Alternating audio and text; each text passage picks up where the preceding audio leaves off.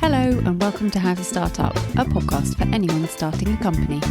This is a collection of conversations with people who have all successfully started, run and even sold their own companies, sharing not only professional but personal experiences on what we should be doing now, next or never.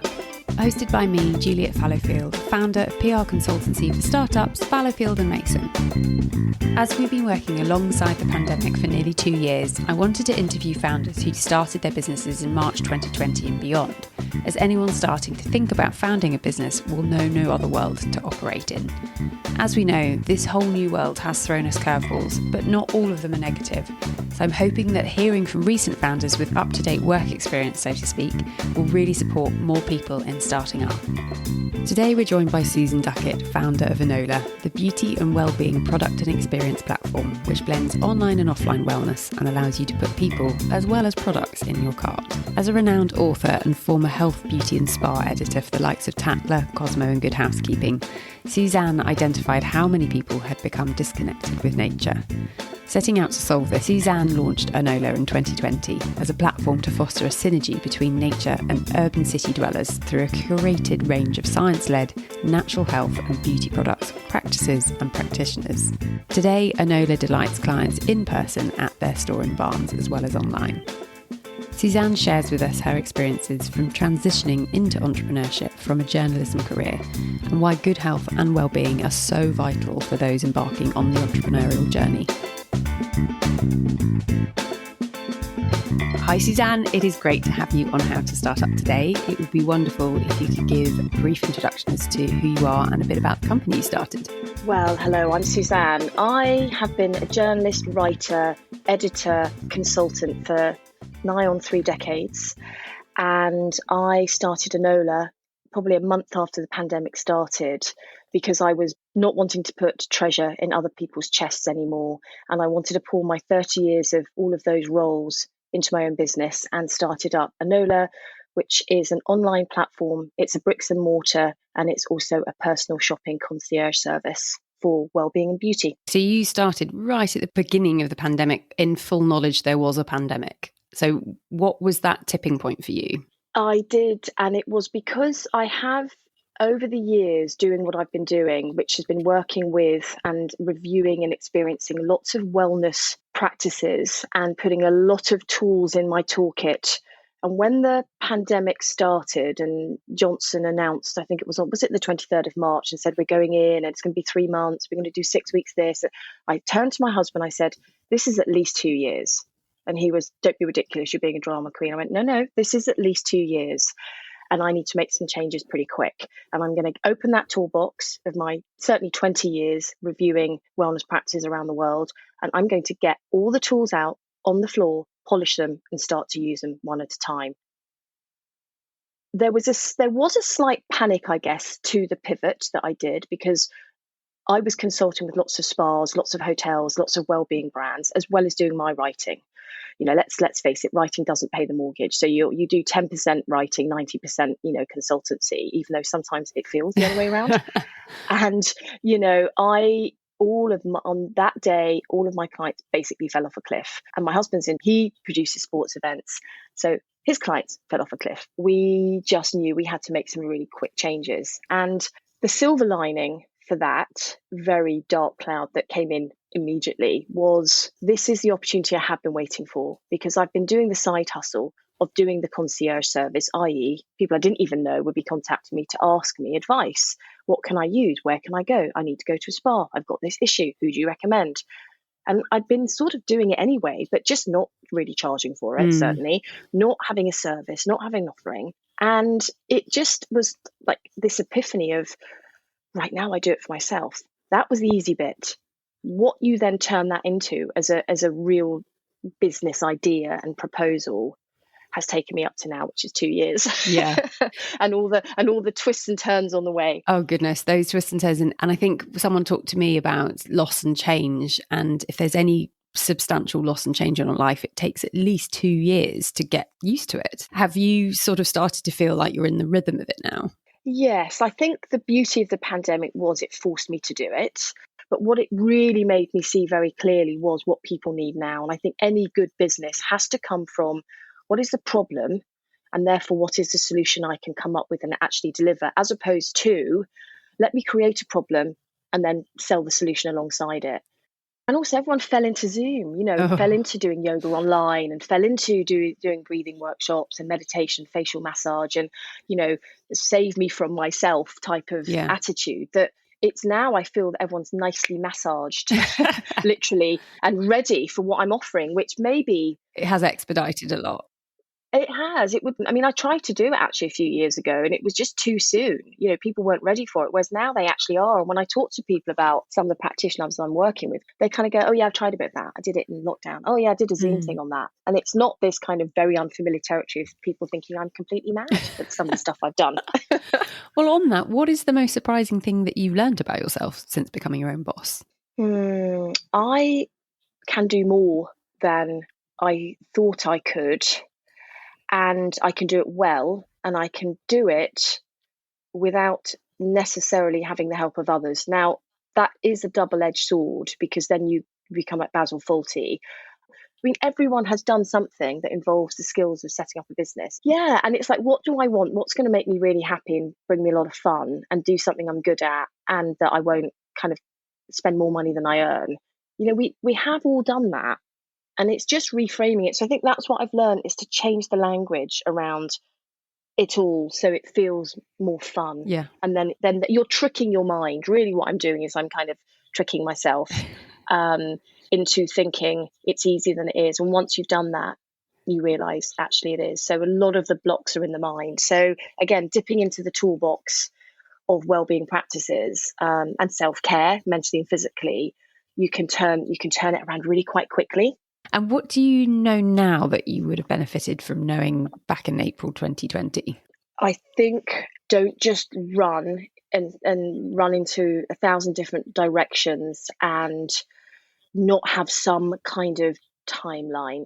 Just sit down, take a breath, and just, even if it's 3 months at a time, just be a little bit more methodical. It's not my skill. It's something I have had to learn. Well, you also get overexcited about it as well. You do. And I acted, again, I forgot that I was on my own. And while I am very capable and very resilient and resourceful, I would sort of behave as if I still had that invisible team around me, and try and take on the world and try to be this blue chip prestige publishing house when there's me, myself, and I.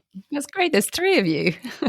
Well, exactly. There are three of me. I mean, Basil Fawlty, really. I'll give myself credit in the fact that it was a pandemic, and I think what I've created during a pandemic is pretty monumental for me. And I've proved to myself, if no one else, that I did it, and not just talked about it. I actually have a physical online platform with physical brands that I physically sell with physical functionality. It's working. I have a Yeah. bricks and mortar. Yeah, I have services. So I put my money where my mouth is, and I've got on with it. But I think now that I'm in almost startup phase 2, that I'm now being more methodical, and I'm being more accountable to myself about time management, and being micro managing actually with my time. What is your best advice, given you have so many stakeholders within your business and the platform? How do you manage clients or suppliers or people? I think you have to turn everything on its head continuously, and especially when it comes to managing your time, which therefore is managing your headspace, which is therefore managing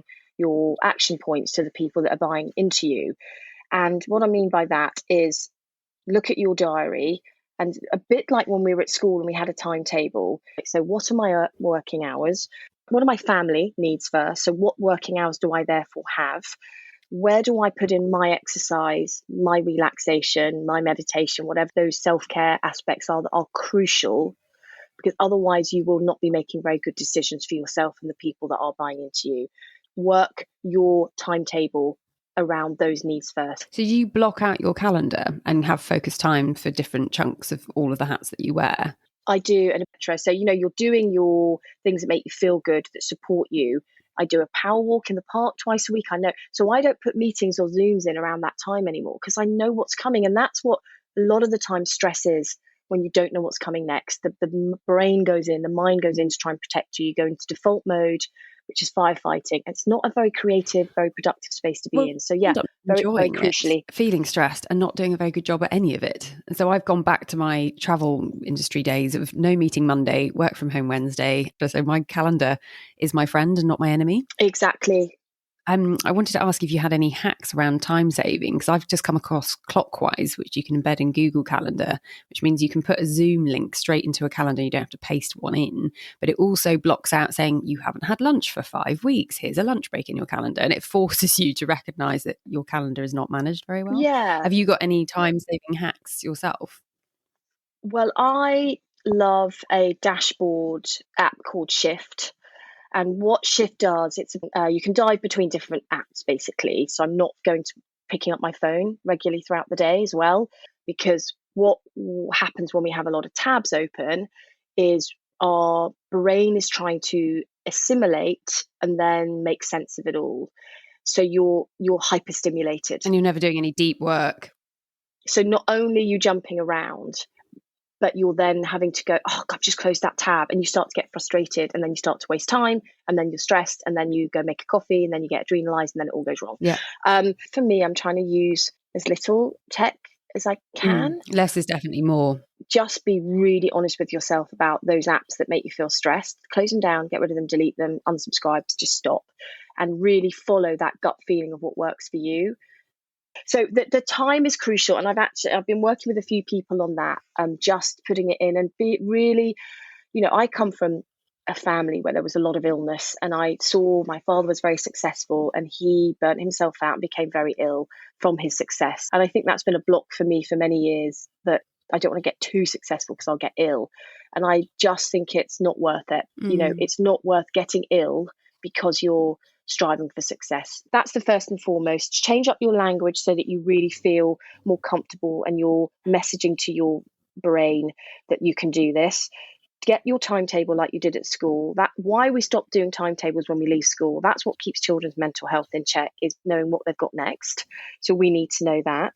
Given how well read you are over so many years of speaking to so many wellness experts, you got other hacks that founders can use to keep that wellness in their day-to-day?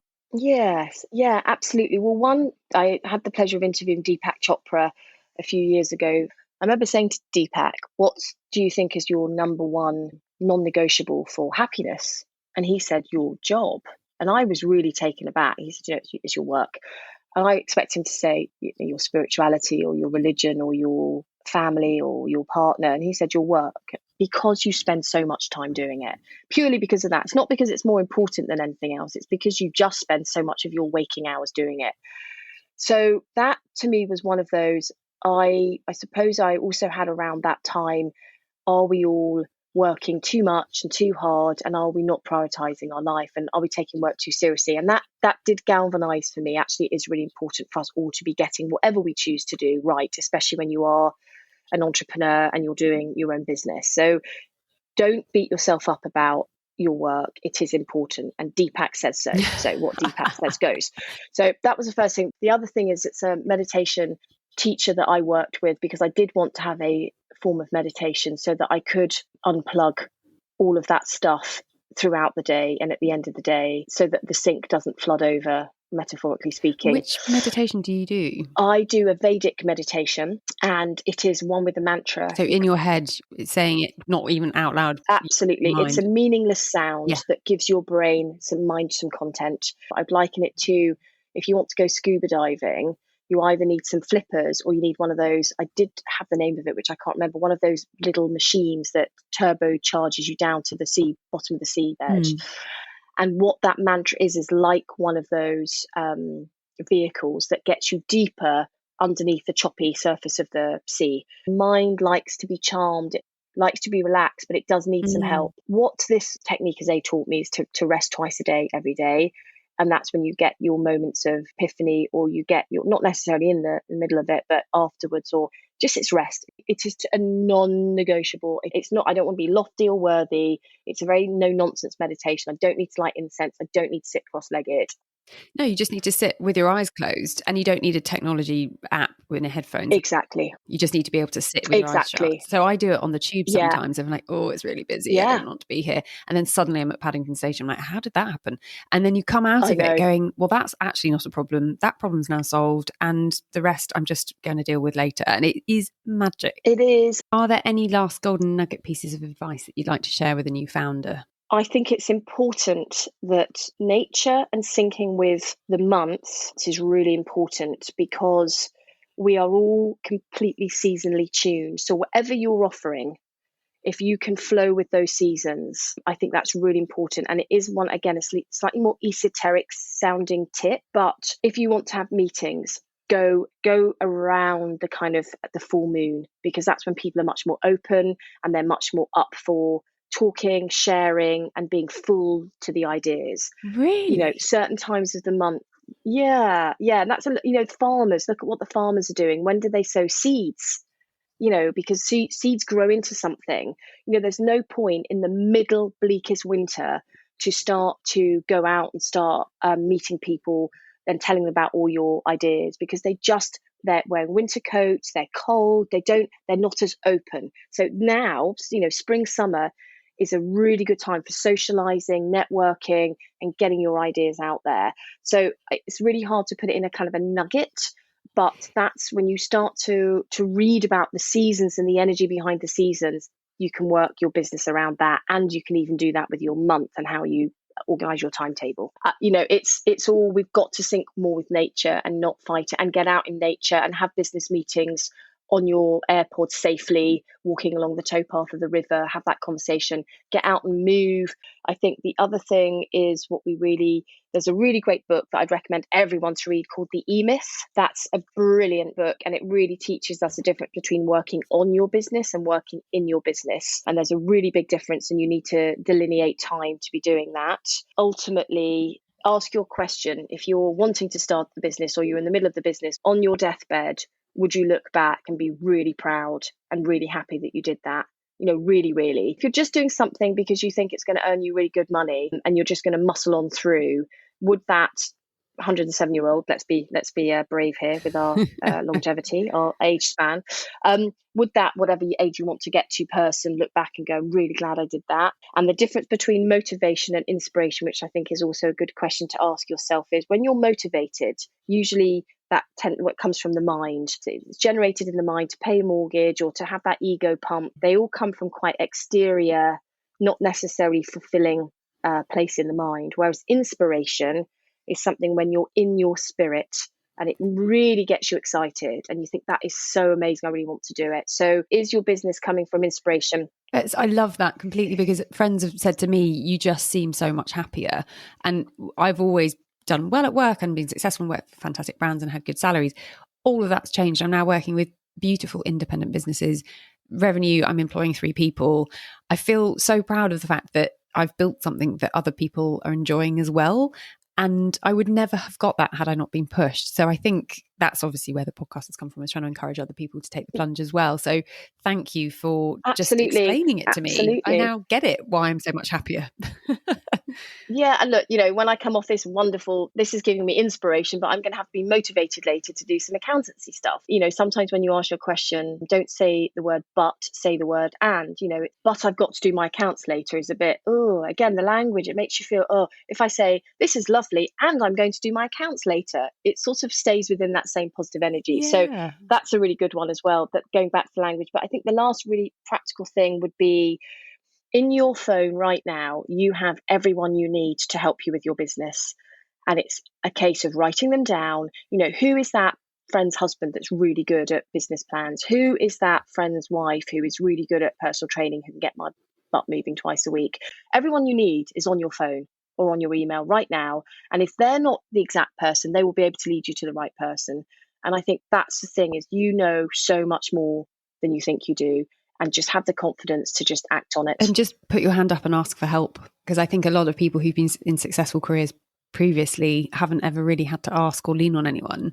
And it isn't leaning, because people are genuinely excited to help you, which is something that I've been completely bowled over with this podcast. People are like, absolutely, what do you need? I was like, wow, it's really humbling, actually. Yeah. And you don't necessarily have to think, well, what's in it for them? Because And they can say no if they don't want to. they like being asked for advice. And I think with me, but certainly with the Onolla concierge, is really about, I've created this based on around sort of emotion and the locomotion, and how do you link them both together, and how do I do my business so that it works for me and for others, and it makes me happy. And so what areas are in there that I need a bit of help with? And it changes, things change, and it's okay. Again, seasons, nature is what it does. It changes, and you just adapt, and you just move with it, and you just flow with it. And that's okay. And the only continuity is you, and being darn grateful that we've got any of these things to even play with. Yeah. I've got some really practical, no nonsense stuff going on, and then I've got this magical, how do you tap into that as well? Your source, what is the source that is gonna, and I mean that as in SOURCE, by the way, not HP. Ketchup. How do we get that gold going on in there as well? So it's really exciting times, and we're all here to help each other. Thank you, Suzanne, so much for your time today. It's been great chatting to you. Thanks for asking me. It's been lovely to hear your questions, so thank you. If you'd like to contact Suzanne, you'll find all of her details in the show notes, along with links to the platforms she's mentioned and a recap of the advice that she has so kindly shared. Thank you for listening to How to Start Up. I hope these conversations offer you some confidence, encouragement, and reassurance that you're on the right track. If you've enjoyed this podcast, I'd be so appreciative if you were to rate, review, and subscribe, as it will really help other people starting a company discover it.